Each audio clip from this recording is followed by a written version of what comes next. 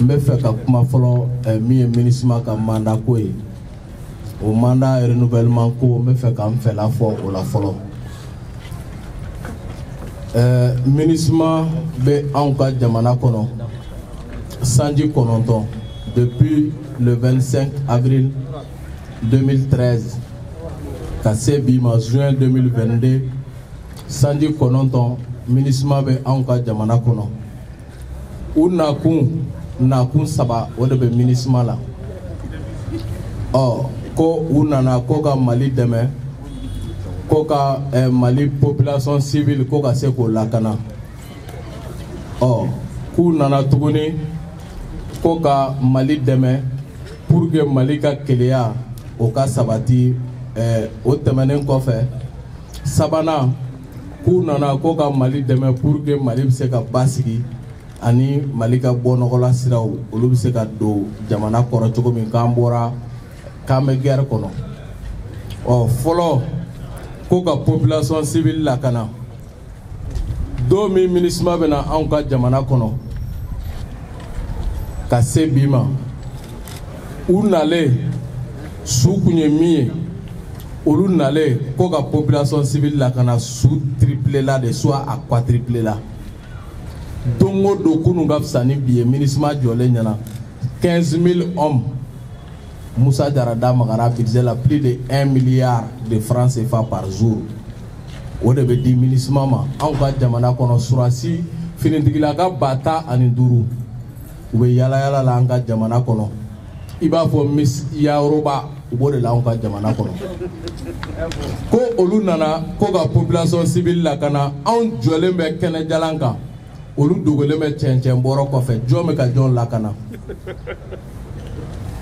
o ministre min nana ko ka population civile lakana Faransi gɛnɛ aw yɛrɛ y'a ɲɛmɔgɔw mankan mɛn ko ni Faransi taara k'olu tɛna se ka lakana bamananw ko ba min k'u m'a yɛrɛ labɔ jango k'o ka mɔgɔ wɛrɛ labɔ o kɔfɛ k'u nana ko ka Mali dɛmɛ ko ka Mali ka mara bolo a ka dugukolo fan bɛɛ kan ministre bɛ na don min na Mali dugukolo 100 sara la 30 soit 40 o de tun tɛ Mali ka mara kɔnɔ nka olu bɛ yan sanji kɔnɔntɔn Mali ka dugukolo 100 sara la 80 tilala Mali ka mara la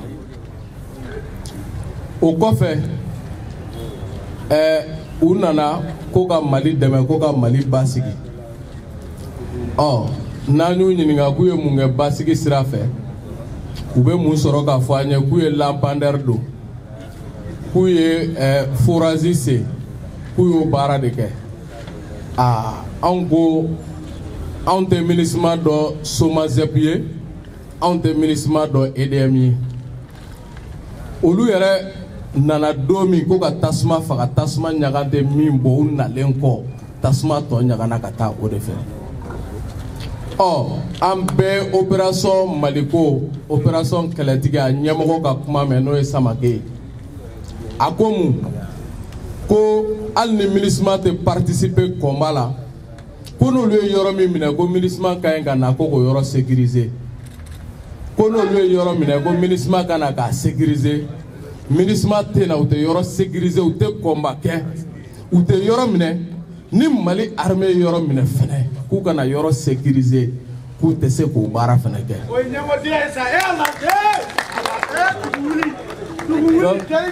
bamananw ko o de la k'i tɛ poro ɲa i tɛ poro para poro ɲa min mana poro ka di ma o fɛnɛ bɛ tile la ministre kɛra o de anw ka jamana kɔnɔ u bɛ mun kɛ u bɛ taa opérateur économique dɔw nɔfɛ k'olu ka yɔrɔ dɔw louer wallahi an ɲɛ dara papier dɔw kan ministre kɛlen don ka contrat signer u bɛ so bâtiment dɔw kɔnɔ location na ka contrat signer 15 ans fo 2034 o n'o jamanaw ni ɲɔgɔn cɛ on a vu ces contrats wa u taara diɲɛ jamana o jamana kɔnɔ na dɔn de b'u la taa dɔn t'u la fo n'a jamanadenw wulila k'u jɔ wa don o don kunu ka fisa ni bi ye o de y'u ka baara ye au ministre min nana ko ka Mali basigi i b'a taper Google ka la mission onusienne la plus meurtrière au monde ça c'est la ministre avec 313 éléments abattus sur terre u ka surasi 313 de fagara u nalen sanji 9 k'u ma se k'u yɛrɛ lakana olu bɛna jɔn de lakana jɔn parce que u mana o kama la mission la plus meurtrière diɲɛ kɔnɔ Nations Unies ka mission bɛɛ min n'a su cayara n'a bɛɛ ye olu min nana lakanali la dɛ olu yɛrɛ ka su cayara ni diɲɛ su bɛɛ ye 2022 ans après Jésus-Christ o de ye MINUSMA ye u bɛ jumɛn de ta an ka jamana kɔnɔ an tulo bɛ mun kuma la k'u bɛ baara di jeunes dɔw ma o tuma an ka ministère de l'emploi de la formation professionnelle n'olu dɛsɛra u bɛ mun de ta anw ka jamana ɲɛmɔgɔ la u bɛ mun ta ye n'u dɛsɛra ka baara di malidenw ma u jɔyɔrɔ ye mun ye olu nafa ye mun ye fo k'a fɔ ko MINUSMA de ka n'o di k'anw ka jamana ci o retour a bɛ i b'a fɔ an ye zana min fɔ an furadama bilahi talahi ni danga wulila jɛgɛ kɔ a b'a bisigi ko jɛgɛ minɛna nana k'ale balo o kuma de ye tiɲɛ ye sogo fitinin min bɛ don dolen na ka fili i kɔrɔ ala k'an kisi n'i y'o ta k'i nana k'a nan'i balo i b'a dɔn sanga fitinin k'e de bɛna kɛ k'ale balo an bɛ mun baara minɛ MINUSMA bolo u nana baarako de tun b'an na yan u nana baarako de la yan o ye mun kuma ye ka fɔ an ye an ye mun kuma wɛrɛ mɛn k'u bɛ denmisɛnninw dɛmɛ ko ka ekɔlita minɛn d'u ma ko ka tila ko ka tigɛciw kɛ bolociw kɛ vaccins campagne ko mɔgɔkɔrɔbaw ko k'olu ɲɛ furakɛ n'anw ka ministère de la santé dɛsɛra u bɛ taa ka bɔ yen den bɛɛ ma bange pour que ka jamana to crise kɔnɔ ka jamana ɲɛmɔgɔya kɛ bɛɛ ma bange o kama ni jamana basigilen don on peut se permettre mais un pays en crise avec grand C il faut être un enfant digne intelligent audacieux et profondément patriote pour pouvoir libérer ce pays o de tiɲɛ ni hakilina t'i la i bɛ taa ka bɔ yen i tɛ n'i jigi da dɔw kan o kana k'anw ka jamana ci quoi ko parce que e dɛsɛra k'i ka baara kɛ o kuma de ye tiɲɛ ye an tulo bɛ mun na ko ministère de la défense ko effectif tɛ yen ko de la k'an mago bɛ MINUSMA ka 15 000 hommes na et pendant ce temps minnu bɛ terrain kan u ko k'u tɛ ka effectif mago ɲa an ka duguw bɛ ka cisiriki da magara la n'i y'a ta Sobanda a kɛra mois de mars Ogosagu mois de mars Mondoro mois de juin et Jalasagu mois de juillet chaque fois que MINUSMA ka mandat ka ɲi ka renouveler au mois de juin o wagati de la an ka jamana bɛ kɛ tonbo ye an ka duguw bɛ ci anw balimaw bɛ faga MINUSMA bɛ tila ka wuli ka teliya ka bɔ ka mun fɔ ko non ko siya dɔ de bɛ ka siya dɔ faga olu de bɛ pere k'o fɔ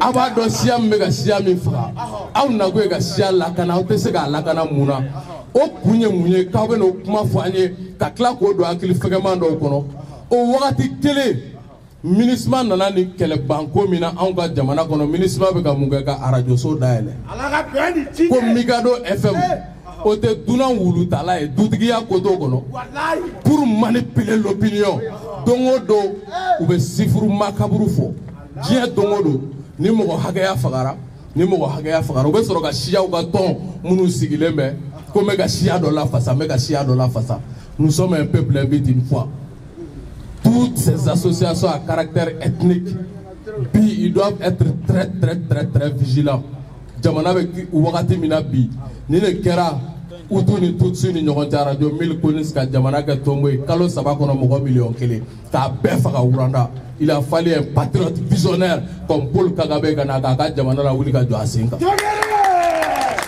on a besoin de visionnaires ni fɛrɛ t'i kɔnɔ i bɛ kɛnɛ bila walayi fɛrɛ bɛ min kɔnɔ o de bɛ na ka kɛnɛ minɛ o kuma de ye tiɲɛ ye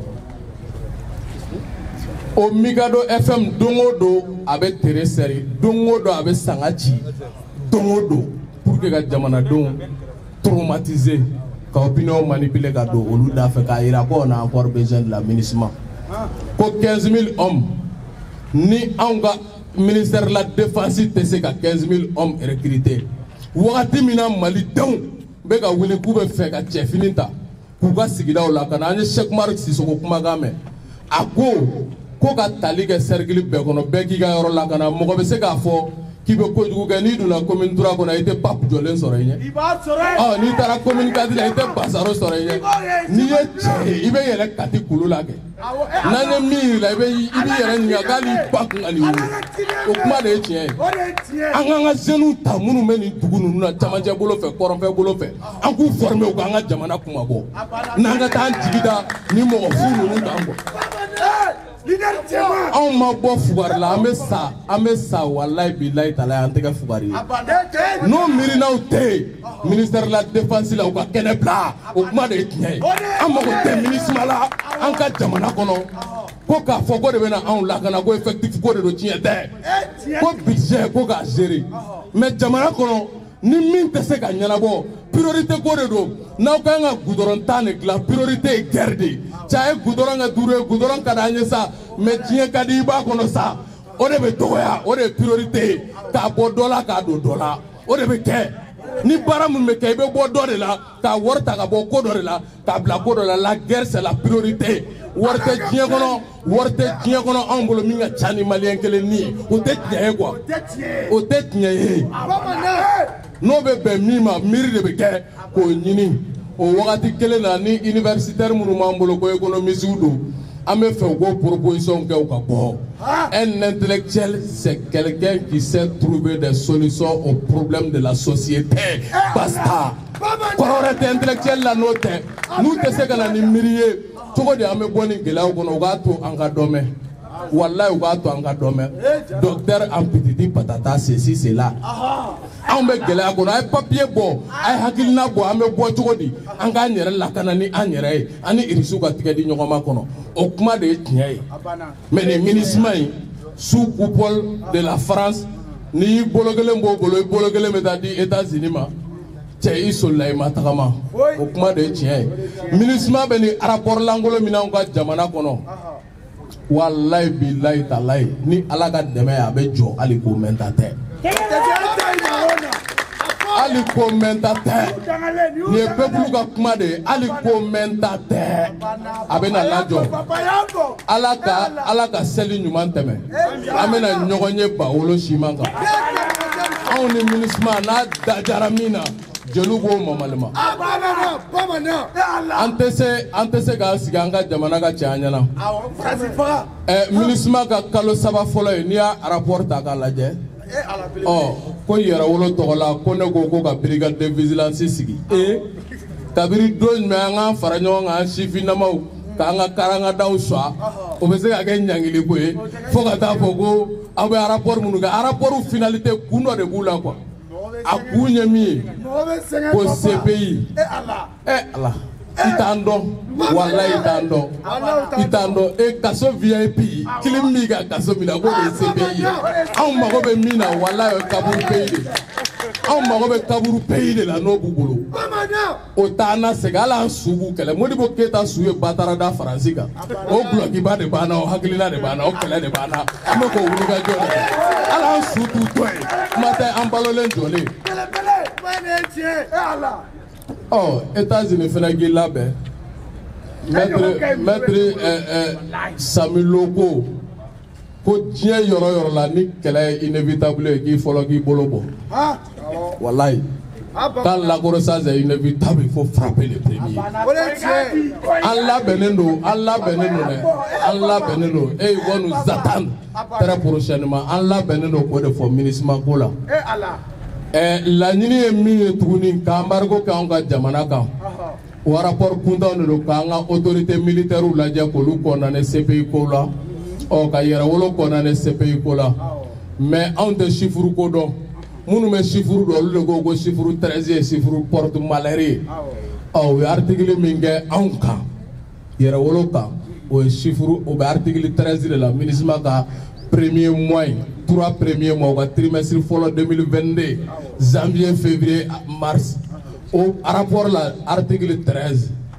Oh, quoi il y a un numéro qui est dans CPI là, ame yela de la, ame kuma kono. Mais, abena ja te men quoi.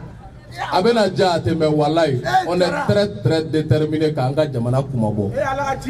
Mi amargoye ou rapport bo la nini parce qu'il parle. Nous be kuma. Ko exaction kera ko génocide kera u bɛ taa siya dɔ ta ko filaw de fagara ko civil de fagara ko terroriste ma faga o manamana kan o caman de b'u da anw ka jamana kɔnɔ dɔgɔnɔ de fagara suraka de fagara u bɛ fɛ ka nin siya saba de manipuler Mali kɔnɔ o la an bɛ siya saba in interpeller il faut qu'ils soient très vigilants les Peuls, les Touaregs, les Dogons. Il faut que vous soyez très très vigilants. Ni wagati in kɔnɔ u bɛ fɛ ka aw siya saba de manipuler ka Mali kɛ tombo ye aw kana sɔn an b'a dɔn aw tɛ sɔn 10 ans ils ont échoué u bɛ ka kuma fɔ mais jamana wɛrɛw kɔnɔ u sera ka réussir a la kalo 3 an bɛ peuple malien de fo pour sa grande intelligence. Nous sommes un exemple mondial en termes de vivre ensemble. Mali peuple do ya ne bo notion di mɔgɔ ma mais ni y'o kalan kɛ ci wɛrɛ bɛ la min tɛ litre kɛ an bɛ taa k'i sigilen to k'an marigo k'an ka jamana k'an kana kɛlɛkɛminɛnw sɔrɔ ka taa don jugu la. La plus grande victoire en Afrique contre le terrorisme wallahi o de kɛra Mura. La plus grande victoire contre le terrorisme o de kɛra Mura. u y'o de yɛlɛma k'o de kɛra filafaga ye. I ka victoire bɛ yɛlɛma i bolo yɔrɔ min k'a k'i jalaki ye k'a essayer k'i ka surasi ɲɛmɔgɔw ko surasiw galabu faga u bɛ ka faso kumabɔ ka jamanaden minnu bɛ ka wuli ko an k'an ka karangadaw sa k'u b'olu fana galabu faga a wuli ka jɔ la laɲini dɔ de bɛ nin bɛɛ kɔfɛ et nous devons nous assumer face à l'histoire. Deuxième point n'o ye MINUSMA ye CEDEAO ka communiqué an ye CEDEAO ka communiqué ye an y'a ka communiqué mɛn min ye sanction wuli ye an bɛ tigɛrɛ fɔ peuple malien de c'est le peuple malien qui a été le peuple l'un des peuples les plus résistants d'Afrique et peuple africain fana y'an soutenir Yɛrɛwolo de jɔra ɲɛfɛ pour la première fois. La date du 14 janvier, ça a été initié par Yɛrɛwolo debout sur les remparts. Boli min ɲɔgɔnma de ka kɛ farafinna bɛɛ hali Mandela bɔlen kaso la ka premier appel n'o ma bɔ 4 millions de manifestants au kɛra le 14 janvier au Mali, partout dans les régions à l'intérieur, partout à l'extérieur. O de kɛra le 14 janvier, une date historique. Ni français ko 14 juillet, on ko 14 janvier. O de Kakla le 22 janvier ka Afrique Belabo, ka diaspora Belabo, initié par encore Yɛrɛwolo debout sur les remparts. En kelema kene, ani bɛɛ ke ɲɔgɔn fɛ, organisation fɛn fɛn participera là. An y'a ye autorité u yɛrɛ donna da fɛ 14 janvier an bɛ bɛɛ fo les M5 et toutes les autres organisations minnu participera là an bɛ bɛɛ fo CPM et tous les autres. 22 janvier an bɛ Kemi Seba fo. A kɛra sababu ye farafinna bɛɛ diɲɛ jamana bɛɛ est mobilisé pour soutenir le peuple malien. Le peuple malien a résisté pendant 6 mois. Wa an kuma jɔ dɛ an pɛrɛnnen kun don ka taa fɛ halisa. Ni bingalikɛla y'a dɔn ko bingali sera a dan na ko senpɛrɛn dan ye kunbere ye ka segin a kɔ jamanadenw b'u wasa don o fana la c'est une victoire d'étape an ye nin étape victoire sɔrɔ. Mais étape belebeleba bɛ nalen o dɔ ye jumɛn a ye débat de caniveau mɛn kɔsa in na min n'o bolila charte ka respect kan ni mɔgɔ ko ka charte respecté peuple malien b'a fɔ de k'an b'i fo parce que charte ye kuma min fɔ a jɛlen don passe mais u bɛ débat de caniveau entretenu fo a bɛ k'e yɛrɛ kɔrɔ i b'a fɔ charte ye kuma dɔ fɔ tiɲɛ tɛ charte ma foyi fɔ. Mi ye kabako ko ye an bɛ bɛɛ invité i bɛ taa article 9 kalan cɛ ni malidenw ko mɔgɔ min bɛ k'u ka cɛbɔ ye après la transition o bɛ kɛ malidenw ka cɛbɔ ye an b'o Yɛrɛwolo den ta o danbetigi den ta k'o sigi Mali kunna o ka Mali kumabɔ o de ye tiɲɛ ye.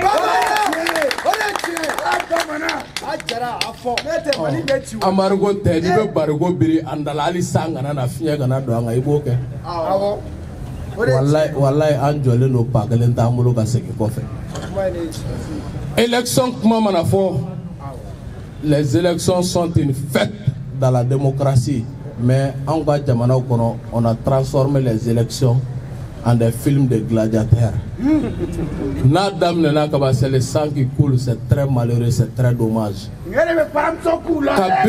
Kabiri élection massée, on est en train de préparer une crise post-électorale. Contestation méga labé, élection massée. Parce que certains sentent déjà leur fin en train de venir. Comme un risque laboureur sentant sa mort prochaine, pour venir ses enfants leur parlant sans témoin. Il y a un changement générationnel de la classe politique malienne qui est une exigence. Donc, il y a un manqué, Chou Janfara, Hakilina ou Dessera, ou lui Kenyana ou Kenyana. Oh, lui chama me bioro ni koja, biolo bla ni koja. Ou lui 10 bâtonnets de millénaires ou bolo ko fara au Chiga. Bâtonnets. Ne m'a sera après la transition. Tiens 10 fara la 70 80. Ah, au calcul misenu ou le bol la me ka jamana calcul ame bo choko di jonya juru kono. Ame développer choko di jeune nga bara soro état de droit ka ke. Ali sini somba kule do minena. Me chama me kenema o kuma e tia ngo fo nyoy.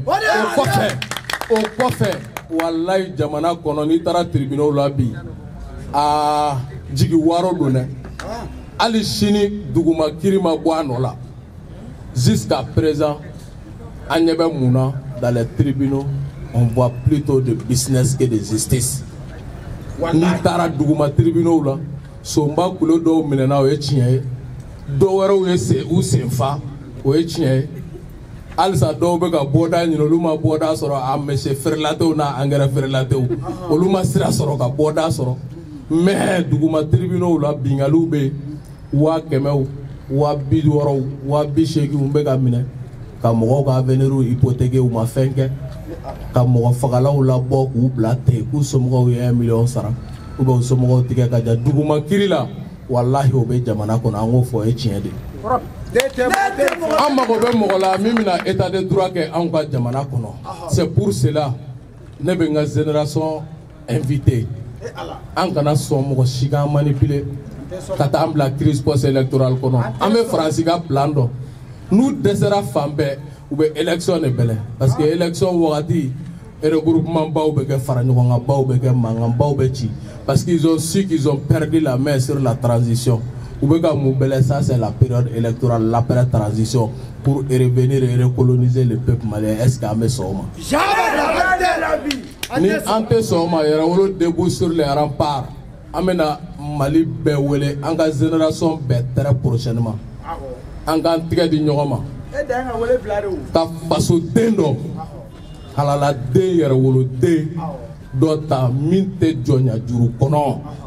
Après la transition à la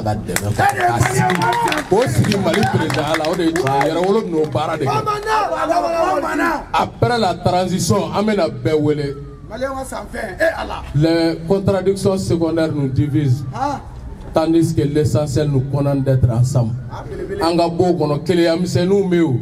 On desera na yera wolo be ganinge ambe shigele ambe kume mouvement kele unge ambe ya diplôme nuke anani ko ke oe tiens quoi mais bi quoi wala ou be jeunesse de utiliser contre la jeunesse la crise post-électorale que ya ke Ivoire ka Blegoudé Guillaume Soro pour opposer les Ahmed Bagayoko et les autres là, les Watao, les IB, commandants invisibles, les jeunesses instrumentalisés, où il y a des 10 ans après, d'autres Kasola, d'autres Fangala, ou Clara Gagnon, réconciliation nationale, à Keradjona, sous fin bois Belgienne, fin sous bois Belgienne. Oh, en mission générationnelle de B. En forme, voilà où placer ce Wotoro, qu'elle a d'attaque à Foigné. Ay ta yan fɛ aw kana bi yan fɛ a y'aw jɛgɛ yan fɛ sanjan bi naani dingɛni kɔnɔ o ye expérience ye o mais so karafe k'u k'o to an bolo sa an bɛ taa n'o ye quoi an bɛna bɛɛ wele mission générationnelle yɛrɛ wolo bɛna bɛɛ wele la mission générationnelle c'est maintenant an k'an tigɛ di ɲɔgɔn ma fɔ ɲɔgɔnkɔniw ni furugufuruguninw an k'an pan o kunna an kana sɔn ka don manipulation foyi kɔnɔ k'an ka jamana in tɔ fitinin bɛ k'a ci an k'an tigɛ di ɲɔgɔn ma an ka yɛrɛ woloden dɔ sigi an ka jamana kunna après la transition an ye kɛlɛba min kɛ min bɛ kɛlɛ in tɔ minɛ ka taga fɛ malidenw ka hɛrɛ ka bonya k'u ka entre autres ni ne tun bɛ ne bolo k'a fɔ peuple malien ɲɛna ko ni seli tɛmɛna an ni MINUSMA bɛna ɲɔgɔn sɔrɔ Paolo Sima ka MINUSMA dégage o de ye Yɛrɛwolo ka position ye que Dieu bénisse le Mali et debout sur la